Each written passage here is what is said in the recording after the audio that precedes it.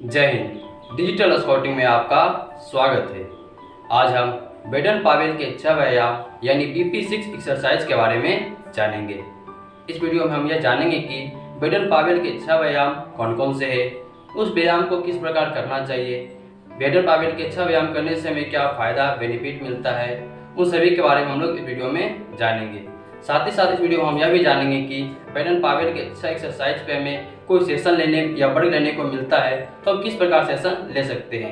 यानी जो Baden Pavel 6 exercise का हम लोग सेशन लेते हैं तो सबसे पहले उसकी शुरुआत हम किस प्रकार करेंगे, हमारा वर्ड ऑफ कमांड क्या होगा, हमारा डेमोन्स्ट्रेशन किस प्रकार से होगा, एक्सप्लेनेशन किस प्रकार से होगा, इन सभी की जानकारी आपको इस वीडियो में मिलने वाली है। तो आपसे वीडियो को पूरा जरूर देखिए। अगर आप वीडियो को पूरा देख लेते हैं तो हमें उम्मीद है कि बेडन पावेल यानी BP6 एक्सरसाइज से जुड़ी आपको कोई भी प्रश्न आपके मस्तिष्क में बिल्कुल नहीं रहेगा। मैं काश अकेला राष्ट्रपति पुरस्कार स्काउट सह एडवांस स्काउट मास्टर अपने YouTube चैनल डिजिटल स्काउटिंग में आपका स्वागत करता हूँ। जैसा कि आप सभी को पता है, बेडन पावेल ने शरीर को स्वस्थ रखने के लिए उन्होंने 6 व्यायाम बताए हैं। इन्हें हम लोग BP6 एक्सरसाइज कहते हैं, यानी बेडन पावेल के 6 व्यायाम। तो बेडन पावेल के 6 व्यायाम के बारे में हम लोग संक्षिप्त जानकारी प्राप्त कर रहे हैं। तो वीडियो शुरू करने से पहले आप सभी से आग्रह है, अगर आप इस चैनल पर नए हैं या आप हमारी वीडियो को पहली बार देख रहे हैं तो इस चैनल को सब्सक्राइब करना बिल्कुल ना भूलें, क्योंकि स्काउटिंग गाइड से जुड़ी हर प्रकार की जानकारी इस चैनल पर हमेशा हम लाते रहते हैं। तो चलिए जानते हैं हम लोग बेडन पावेल के 6 व्यायाम यानी BP6 एक्सरसाइज से जुड़ी संपूर्ण जानकारी प्राप्त करते हैं। बेडन पावेल के 6 व्यायाम के अंतर्गत सबसे पहले हम लोग जानते हैं कि बेडन पावेल के 6 व्यायाम यानी BP6 एक्सरसाइज पर हम एक सत्र या वर्ग कैसे लेते हैं उसके बारे में जानते हैं। पाठ्यक्रम के दौरान जब आप एक सत्र लेते हैं और BP के 6 व्यायाम यानी BP6 एक्सरसाइज के बारे में बताते हैं तो वो निम्नलिखित प्रक्रिया का पालन करते हैं। सबसे पहला है परिचय, इंट्रोडक्शन। उसके बाद है सेकेंड प्रदर्शन यानी डेमोन्स्ट्रेशन, और तीसरा हमारा है स्पष्टीकरण के साथ प्रदर्शन यानी एक्सक्लेमेशन विथ डेमोन्स्ट्रेशन। उसके बाद चौथा पॉइंट हमारा है एडवांटेज यानी लाभ, फ़ायदा। उसके बाद हमारा पांचवा और आखिरी पॉइंट आता है वो है एनी डाउट यानी कोई संदेह या कोई शक। इन 5 मुख्य बिंदुओं को ध्यान में रखते हुए आपको BP के 6 व्यायाम यानी BP6 एक्सरसाइज पर आप एक सत्र या वर्ग लेना है। तो चलिए अब हम इन 5 पॉइंट को हम लोग विस्तार पूर्वक जानते हैं। तो सबसे पहले हम लोग जानते हैं परिचय यानी इंट्रोडक्शन के बारे में। सबसे पहले स्काउटिंग फॉर बॉयज में बेडन पावेल द्वारा सुझाई गई 6 एक्सरसाइज के बारे में कुछ शब्द बोले। यानी स्काउटिंग फॉर बॉयज में बेडन पावेल ने जो अपने 6 एक्सरसाइज के बारे में बताया है उनसे जुड़े कुछ शब्द आपको बोलना है। उसके बाद आपको यह बताना है ये शरीर के सभी अंगों को कवर करता है। उसके बाद बताना है आपको ये बहुत धीमी गति से चलने वाला व्यायाम या एक्सरसाइज है, जितना संभव हो उतना धीमा, और श्वास लेने और छोड़ने के साथ सिंक्रोनाइज करना है। उसके बाद आपको यह सांस लेने और छोड़ने की एक सतत प्रक्रिया है जिसके बीच में एक छोटा सा विराम होता है। जो एक्सरसाइज हम करते हैं उस एक्सरसाइज को हम सांस लेने और छोड़ने की सतत प्रक्रिया पर वो हमारा व्यायाम पूर्ण होता है। उसके बाद आपको बताना है अपना समय लेते हुए व्यायाम करें, यानी उनके बगल वाले स्काउट का अगर व्यायाम कंप्लीट हो जाता है तो आपको उसको देख करके आपको कंप्लीट नहीं करना है। आप अपना समय को देखते हुए जो व्यायाम का जो समय है उसके अनुसार अपने व्यायाम को कंप्लीट करना है। इन बातों के बारे में सबसे पहले आपको बच्चों के बीच बताना है।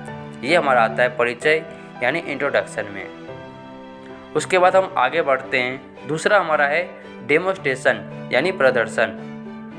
बिना कोई स्पष्टीकरण दिए कोई एक्सप्लेनेशन नहीं देना है।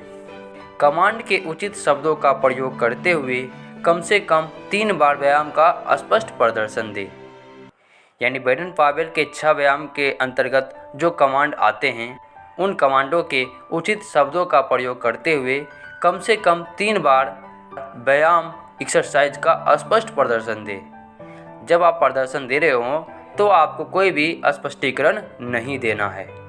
उसके बाद तीसरा पॉइंट हमारा है स्पष्टीकरण के साथ प्रदर्शन यानी एक्सप्लेनेशन विथ डेमोन्स्ट्रेशन। तीसरा पॉइंट में आपको डेमोस्ट्रेशन भी देना है और आपको एक्सप्लेनेशन भी करना है, यानी प्रदर्शन के साथ आपको उसके बारे में स्पष्टीकरण भी देना है। इसके बारे में हम लोग विस्तार से जानते हैं। उचित आदेशों के साथ प्रदर्शन दें और व्यायाम करते समय हाथों, पैरों और शरीर की स्थिति, गति और श्वास लेने और छोड़ने के तरीके को भी समझाएं।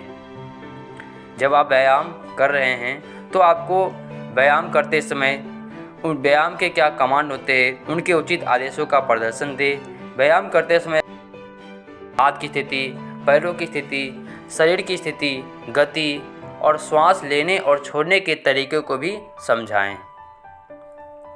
उसके बाद हमारा चौथा पॉइंट आता है, वो है एडवांटेज यानी लाभ या स्काउटिंग फॉर बॉयज में दिए गए बेडन पावेल के 6 व्यायाम के अनुसार यह व्यायाम शरीर के किस अंग के लिए है और इसका क्या लाभ है।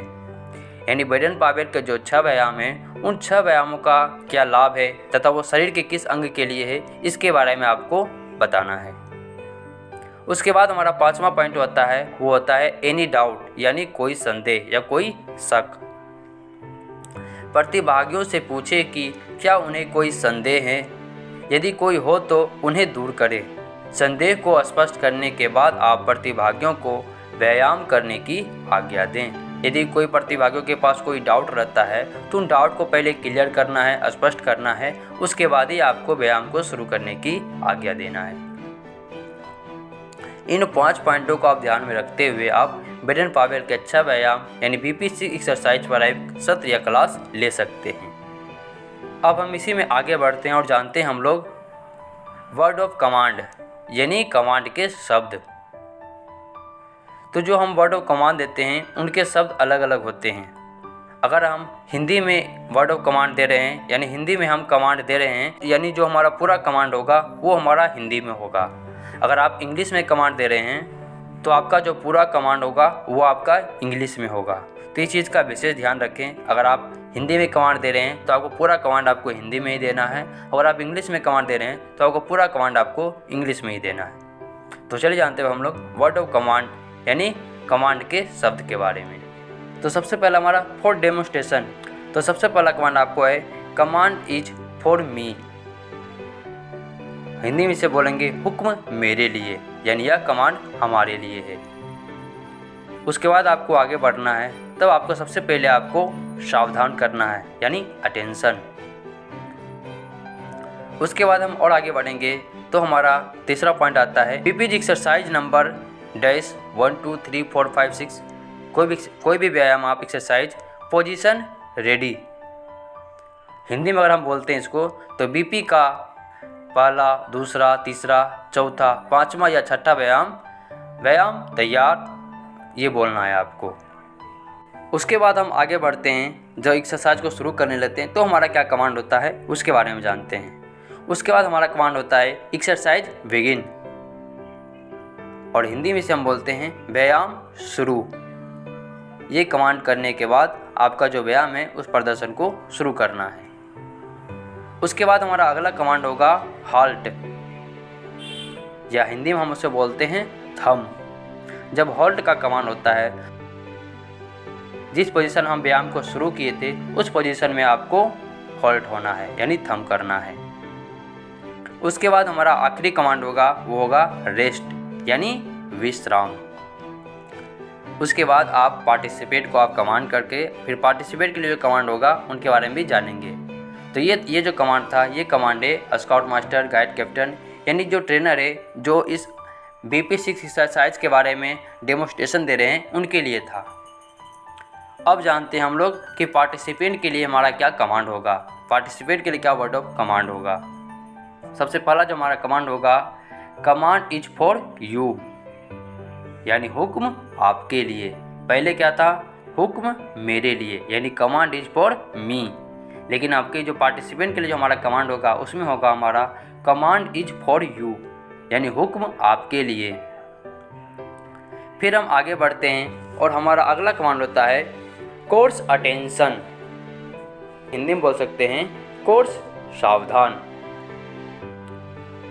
उसके बाद फिर हमारा तीसरा कमांड होगा BP एक्सरसाइज नंबर 1 2 3 4 5 6 यानी पोजीशन रेडी।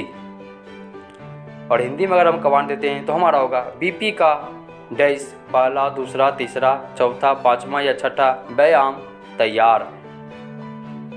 उसके बाद जो हमारा अगला कमांड होगा वो होगा एक्सरसाइज बिगिन। या हम हिंदी में कमांड दे रहे हैं तो हमारा कमांड होगा व्यायाम शुरू। फिर हम आगे बढ़ेंगे, अगला हमारा कमांड क्या होगा वो होगा हमारा कमांड कोर्स हाल्ट, और हिंदी में बोलेंगे हम इसे कोर्स थम।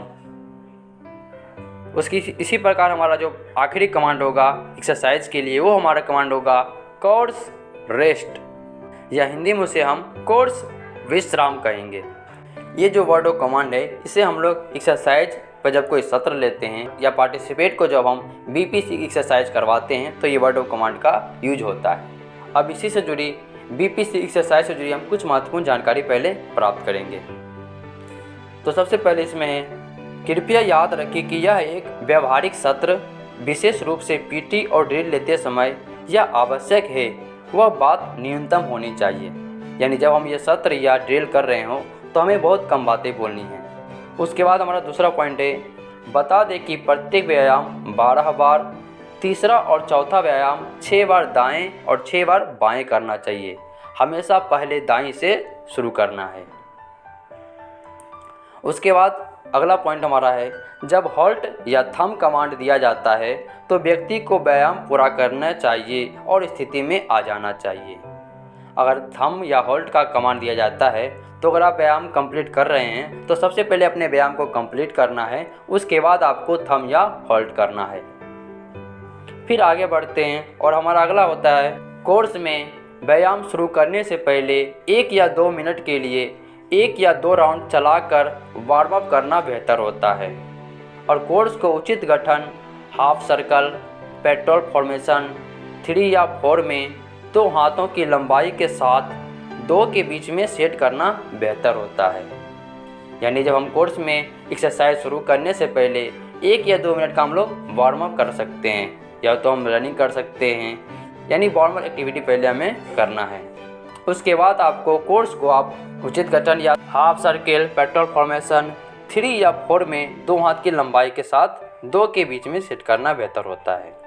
उसके बाद अगला पॉइंट हमारा होता है, सत्र या सेशन में भाग लेने से पहले स्काउटिंग फॉर बॉयज के कैंप फायर यार्ड नंबर 17 में बीपी द्वारा दिए गए स्पष्टीकरण को अच्छी तरह से पढ़ें। उसके बाद हमारा अगला पॉइंट है, ये व्यायाम व्यक्तियों द्वारा प्रतिदिन किया जाना चाहिए या दैनिक जीवन का हिस्सा बन जाना चाहिए। यानी बीपीसी एक्सरसाइज को सिर्फ कैंप या कोर्स में ही नहीं बल्कि इसे दैनिक जीवन में प्रतिदिन करना चाहिए। जब प्रतिभागी व्यायाम करे तो प्रशिक्षक को उनके साथ व्यायाम नहीं करना चाहिए। यानी जब प्रतिभागी व्यायाम कर रहा हो तो प्रशिक्षक को उनके साथ व्यायाम नहीं करना चाहिए, उन्हें इस व्यायाम को सही तरीके से देखना चाहिए। इस तरह इन कुछ महत्वपूर्ण बातों को ध्यान में रखकर आप बेडन पावेल के अच्छा व्यायाम यानी बीपीसी एक्सरसाइज पर एक अच्छे से सत्र आप ले सकते हैं। अब जानते हैं हम लोग बेडन पावेल के अच्छा व्यायाम यानी बीपीसी एक्सरसाइज के बारे में। बेडन पावेल का जो व्यायाम होता है वो हमारे शरीर के किस अंग के लिए होता है, बेडन पावेल के प्रत्येक व्यायाम से हमें क्या फ़ायदा होता है, हमारे शरीर के किस अंग के लिए फ़ायदेमंद होता है, इन सभी की जानकारी हम लोग अब आगे प्राप्त करते हैं। उम्मीद है आपको यह जानकारी पसंद आई होगी। अगर आपको यह जानकारी पसंद आती है तो इस चैनल को सब्सक्राइब करना बिल्कुल ना भूलें, क्योंकि स्काउटिंग गाइडेंस से जुड़ी हर प्रकार की जानकारी इस चैनल पर हमेशा हम लाते रहते हैं। तो मिलते हैं आपसे अगली वीडियो में, तब तक के लिए जय हिंद।